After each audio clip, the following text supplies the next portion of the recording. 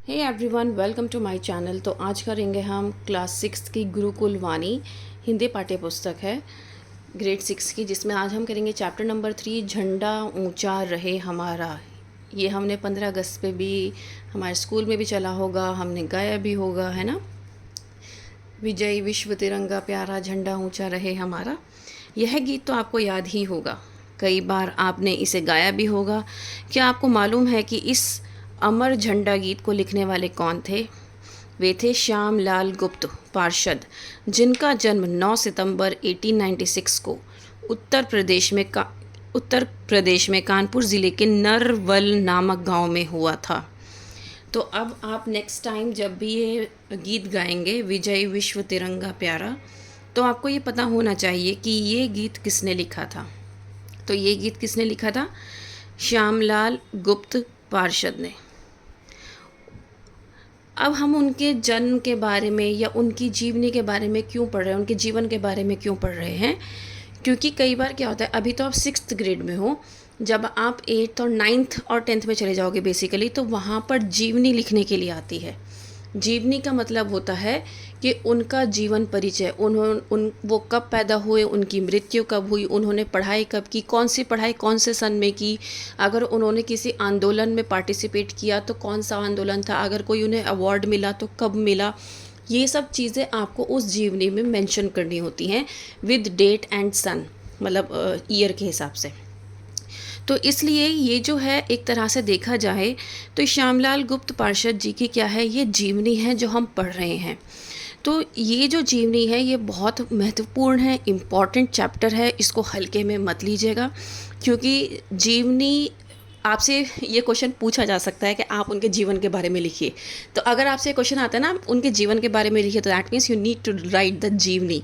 ठीक है, आपको उनकी लाइफ में क्या हुआ, कैसे हुआ, कौन से सन में क्या हुआ, कौन से शहर में उन्होंने कब कहाँ पढ़ाई की, ये सब आपको उसमें मेंशन करना होता है। तो वो मैं आपको लिखना सिखाऊंगी, नो वरीज़। बट उससे पहले हम इस चैप्टर को पढ़ लेते हैं, ठीक है, क्योंकि हमें पूरा चैप्टर नहीं लिखना है, उसमें जीवनी में हमें सिर्फ इम्पॉर्टेंट पॉइंट्स लिखने होते हैं। उनका जो जन्म हुआ तो वो कब हुआ? 9 सितंबर को 1896 को। कहाँ हुआ? उत्तर प्रदेश में कानपुर ज़िले के नरवल नामक गांव में। कानपुर में कौन सा गांव है? नरवल, वहाँ पर। उनके पिता का नाम विश्वेश्वर गुप्त, माता का नाम कौशल्या देवी। जब वे 5वीं कक्षा में थे तभी से उन्होंने कविता लेखन प्रारंभ कर दिया था। 14 वर्ष की अवस्था तक आते आते उन्हें कई सुंदर सुंदर गीत लिख डाले थे। मतलब ये है कि वो बता रहे हैं कि जब वो कक्षा 5 में थे तो उन्होंने बहुत सारे क्या लिखे, बहुत सारे गीत लिखे। लेकिन कक्षा 5 तक आते आते वो बहुत सारे गीत लिख चुके थे।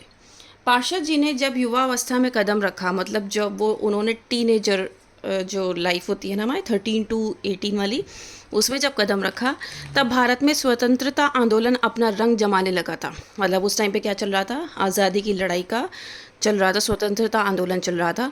उन्हीं दिनों वे गणेश शंकर विद्यार्थी के संपर्क में आए। विद्यार्थी जी की प्रेरणा से उन्होंने देशभक्ति में अपना जीवन समर्पित कर दिया।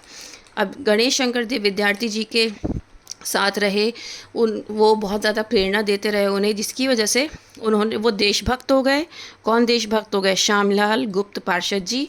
और उन्होंने अपना पूरा जीवन स्वतंत्रता के लिए, देशभक्ति के लिए क्या कर दिया? समर्पित कर दिया।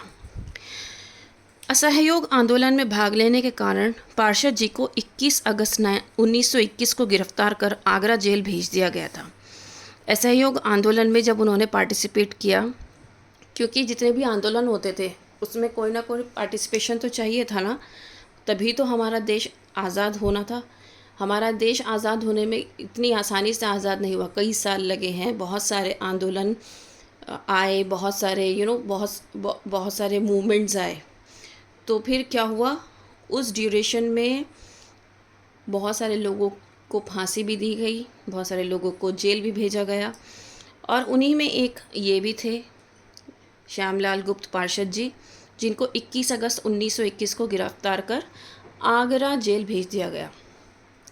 जेल से रिहा होते ही, मतलब जेल से बाहर निकलते ही, वो पुनः आंदोलन में सक्रिय भाग लेने लगे। मतलब फिर वो और ज़्यादा सक्रिय हो गए जब उन्हें ये हो गया कि भैया मैंने तो असहयोग आंदोलन में लिया था, सामने से तो आए नहीं थे वो, पीछे से खड़े होकर वो पार्टिसिपेट कर रहे थे, पीछे से उनको सपोर्ट कर रहे थे। अब क्योंकि अब वो जेल जा चुके थे तो उन्होंने अब सामने से पार्टिसिपेट करना स्टार्ट किया, प्रॉपर वे में वो सामने आकर उन्होंने पार्टिसिपेट किया। और सन 1930 में नमक सत्याग्रह आंदोलन में भाग लेने के कारण वे पुनः गिरफ्तार कर लिए गए और कानपुर जेल में रखे गए। अब उन्होंने क्या किया, ये नमक सत्याग्रह जो उनका सॉल्ट मूवमेंट था ना गांधी जी का, उसमें उन्होंने क्या किया, पार्टिसिपेट किया 1930 में, और फिर से उनको गिरफ्तार किया गया। इस बार वो कानपुर जेल में गए। इसके बाद तो जेल जाने और वहाँ से छूटने का क्रम चलता रहा, मतलब अब ये प्रोसेस चलता रहा। वो जेल जाते फिर निकल जाते, जेल जाते फिर निकल जाते। जेल क्यों जाते थे? कॉपरेशन मूवमेंट में पार्टिसिपेट करने की वजह से, जितने भी आंदोलन होते थे उनमें पार्टिसिपेट करने की वजह से। बात सन 1923 की है, जब फतेहपुर जिला कांग्रेस का अधिवेशन होने वाला था। पंडित जवाहरलाल नेहरू इस अधिवेशन में सभापति के रूप में पधारे थे, किंतु अधिवेशन के दूसरे दिन ही आवश्यक कार्यवश उन्हें मुंबई जाना पड़ गया। तो ये एक अधिवेशन था जो होने वाला था, तो पंडित जवाहरलाल नेहरू वहाँ के सभापति मतलब जो हेड थे वो बन के आए थे, लेकिन किसी वजह से, किसी काम की वजह से उन्हें नेक्स्ट डे ही मुंबई जाना पड़ा। तो फिर क्या हुआ, पंडित जी के स्थान पर गणेश शंकर विद्यार्थी को सभापति बनाया गया। तो किसको सभापति बनाया गया? गणेश शंकर विद्यार्थी जी को। कांग्रेस ने उस समय तक तिरंगा झंडा को राष्ट्रीय झंडा के रूप में अपना लिया था, पर जनमन को प्रेरित कर सकने वाला कोई झंडा गीत नहीं था। अब उनके पास तिरंगा झंडा तो था, तिरंगा झंडे को वो अपना चुके थे, लेकिन उनके पास कोई गीत नहीं था जिसको वो प्रेरित करता। यह विचार किया गया कि जन जन द्वारा गाया जाने वाला झंडा गीत तैयार करवाया जाए। संयोगवश गणेश शंकर विद्यार्थी पार्षद जी की काव्य प्रतिभा से प्रभावित थे, क्योंकि उनको पता था गणेश शंकर जी को कि भाई वो पोयम लिखते हैं, पोइट हैं, बहुत अच्छी कविता लिखते हैं। तो उन्होंने क्या किया, उन्होंने 3 मार्च 1924 को अपने पास बुलाया पार्षद जी को और उनसे झंडा गीत की रचना करने का आग्रह किया, मतलब उनसे अनुरोध किया। पार्षद जी परेशान, रातों रात गीत कैसे लिखा जाए। अब वो परेशान हो गए, भाई रात ही रात में कैसे गीत लिख दूँ। कागज़ कलम लेकर लिखने बैठ गए। रात को 9 बजे कुछ शब्द कागज़ पर उतरने शुरू हो गए। कुछ समय बाद एक गीत तैयार हो गया जो इस प्रकार था, राष्ट्रगान की दिव्य ज्योति राष्ट्र पताका नमो नमो। तो ये जो पताका है, ये इसका मतलब होता है झंडा, मतलब राष्ट्रगान क्या था, दिव्य ज्योति राष्ट्र पताका नमो नमो। गीत तो तैयार हो गया, पर पार्षद जी स्वयं इस गीत से संतुष्ट नहीं थे। अब उन्होंने इस गीत को तैयार तो कर लिया, लेकिन वो इस गीत से संतुष्ट नहीं थे, क्योंकि ये बहुत जल्दी में गीत लिखा गया था और उनके मुताबिक वो बहुत अच्छा गीत नहीं था। वे थक कर लेट गए, पर मन ही बेचैनी उन्हें सोने नहीं दे रही थी। आखिरकार रात के 2 बजे कुछ पंक्तियाँ मन मस्तिष्क में उतरी, मतलब उनके दिमाग में कुछ पंक्तियाँ आईं। वे उठकर लिखने बैठ गए। कलम चल पड़ी और पार्षद जी को लगा कि गीत लिखते समय मानो भारत माता स्वयं बैठकर उनके एक एक शब्द लिखवा रही हो। तो यहाँ पर क्या है, ये अतिशयोक्ति है कि उन्होंने, मतलब ये भारत माता तो खुद नहीं आएगी ना, तो यह क्या है, यहाँ पे एग्जैजरेट करके यहाँ पे बोला गया है, उस चीज़ को बढ़ा चढ़ा कर बोला गया है कि भारत माता मानो खुद आई हो, उनके साथ लिखवा रही हो इन पंक्तियों को। तो वो जो गीत था वो क्या था, झंडा ऊंचा रहे हमारा, और ये जो गीत था ये उन्होंने उस टाइम पर लिखा था।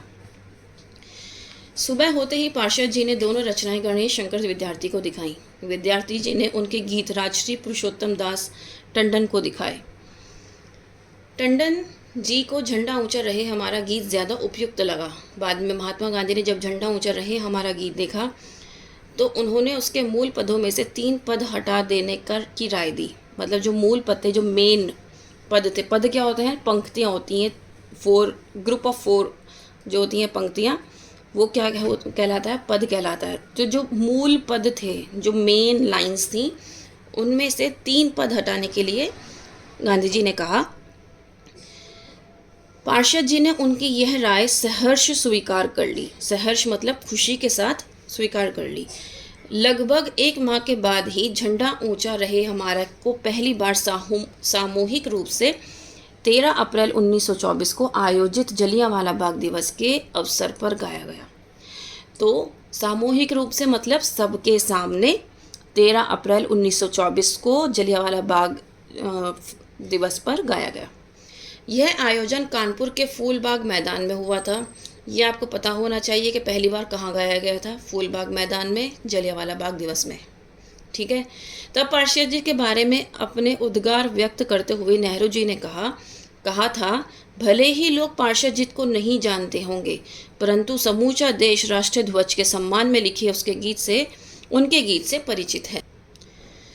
तब यहाँ पर पार्षद जी ने दिल से बोलते हुए, उद्गार का मतलब होता है दिल से बोलते हुए व्यक्त किया कि नेहरू जी ने ये बात बोली कि लोग भले ही पार्षद जी को नहीं जानते हो, लेकिन इस गान के चलते, ये जो राष्ट्रीय गान है, इस गान के चलते ये वो परिचित हैं।